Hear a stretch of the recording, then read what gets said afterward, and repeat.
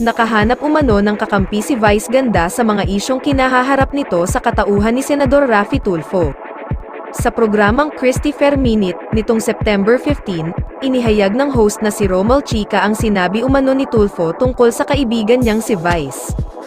Ang sabi ni Senador Raffy Tulfo, hayaan natin ang ahensya ang magdesisyon, huwag tayong magsalita ng kung ano-ano, hayaan na nating ang ahensya ang magdesisyon sa mga kasong hinaharap ngayon ni Vice Ganda, ani Romel Chica. Sumang-ayon naman si Christy Ferman sa sinabing ito ni Tulfo. Dapat talagang ipaubaya ni Kuya Raffy, ni Senador itong problemang ito sa MTRCB, siya ay nasa Senado. Ang MTRCB naman po ang talagang itinalaga ni PBBM para magbantay po sa kalinisan, katinoan at pag-aalaga sa mga bata, saad ni Christy.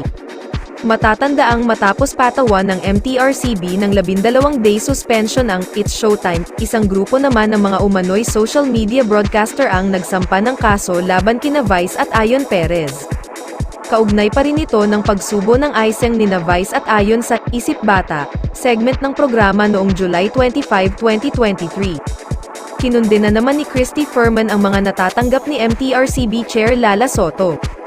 Giit ni Christy, bakit si Soto ang napag-iinitan sa 12 araw na pagkasuspinde ng It's Showtime, samantalang mahigit 30 opisyal umano ng ahensya ang nagdesisyon nito, at nag-anhibit pa nga sa pagboto ang MTRCB Chair. Dagdag pa niya, si Soto pa ang nagpababa sa bilang ng araw ng suspensyon sa It's Showtime, na dapat daw sana ay 1 buwan. Tingin ni Christy ay may mga nasa likod ng mga taong nambabatikos at nagbabanta kay Soto. Hindi po tayo mapipigilang makapag-isip na mayroon pong sumesenyas, sumisilbato sa likod ng mga taong ito para opakan ng sobra na po sa katinoan si Chair Lala Soto, saad ni Christy sa Christopher Minute. Bakit siya lang ba nag-iisa na nasa ahensya ng MTRCB, mahigit po silang 30 na nagdesisyon. Nag-anhibit pa nga ang tagapamuno.